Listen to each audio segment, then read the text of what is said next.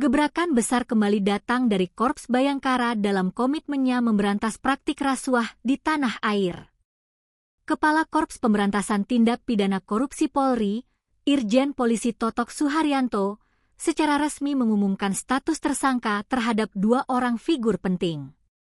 Langkah hukum ini menjadi sorotan tajam publik, mengingat salah satu nama yang terseret adalah mantan pejabat tinggi di institusi penegak hukum. Tersangka pertama yang diumumkan adalah seorang individu berinisial Dr. Ia diduga kuat telah melakukan tindak pidana pencucian uang atau TPPU yang bersumber dari aliran dana hasil korupsi. Guna kepentingan penyidikan mendalam dan mencegah hilangnya barang bukti, Irjen Polisi Totok Suharyanto menegaskan bahwa saat ini dokter telah resmi ditahan di markas Polda Metro Jaya sejak tanggal 10 Juli 2026. Namun, kejutan terbesar dalam pengumuman ini adalah penetapan tersangka kedua, yaitu FA atau Febrie Adriansyah, yang merupakan mantan Jampitsus Kejaksaan Agung. Febrie kini harus berhadapan dengan hukum setelah dijerat dalam kasus dugaan korupsi besar yang mencakup sektor batubara, skandal Asabri, serta Krakatau Steel. Guna mengusut tuntas gurita kasus ini, tim penyidik bergerak cepat melakukan serangkaian penggeledahan maraton dari wilayah Jakarta hingga Sentul, Bogor, pada hari Rabu, 8 Juli, dan Kamis, 10 Juli 2026. Operasi senyap ini merupakan bagian dari penyidikan mendalam terhadap 3 klaster kasus dugaan korupsi besar.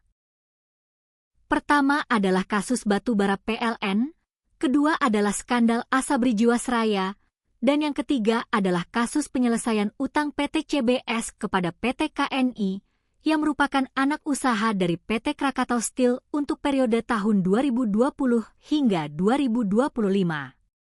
Dari rangkaian penggeledahan di sejumlah lokasi strategis tersebut, polisi bergerak cepat mengamankan barang bukti serta memeriksa saksi-saksi kunci.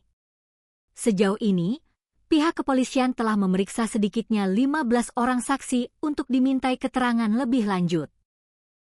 Basis pemeriksaan belasan saksi ini merujuk pada hasil penggeledahan di beberapa titik penting, mulai dari Cafe The Clan Signature dan Kain Money Changer di kawasan Cilanda, Jakarta Selatan, hingga ke sebuah rumah milik saudara dokter yang terletak di kawasan Gandaria Selatan. Kepala Bidang Hubungan Masyarakat Polda Metro Jaya, Kombes Polisi Budi, dalam konferensi pers di Gedung Promoter pada Jumat malam, 10 Juli 2026, membeberkan secara rinci siapa saja yang diperiksa. Salah satu nama besar yang mencuat dan turut diperiksa sebagai saksi adalah seorang konglomerat ternama berinisial TK, yang diperiksa terkait perannya di Pacific Place. Kombes Polisi Budi menambahkan, untuk tempat kejadian perkara di Cafe The Clan, polisi memeriksa 2 orang saksi. Sementara dari pihak Money Changer, ada 4 orang yang dimintai keterangan, masing-masing berinisial DH, HH, R, dan RP. Penyidikan juga menyasar lingkaran terdekat tersangka, di mana polisi memeriksa seorang saksi di rumah Gandaria atas nama dokter, seorang pengemudi pribadi dokter berinisial T, serta saksi dari pihak NH. Tak berhenti di situ, petugas keamanan pun tak luput dari pemeriksaan. Pada penggeledahan malam hari, polisi memeriksa saksi berinisial Mil, serta 2 orang petugas keamanan sentral berinisial R dan A. Meskipun rangkaian penggeledahan dan pemeriksaan saksi telah berjalan sangat masif, pihak kepolisian menegaskan bahwa mereka masih terus mematangkan konstruksi hukum. Untuk penanganan perkara spesifik 3 kasus dugaan korupsi utamanya, polisi belum menetapkan tersangka tambahan. Namun, Korps Pemberantasan Tipikor Polri berjanji akan mengumumkan perkembangan terbaru dan penetapan tersangka baru dalam waktu dekat.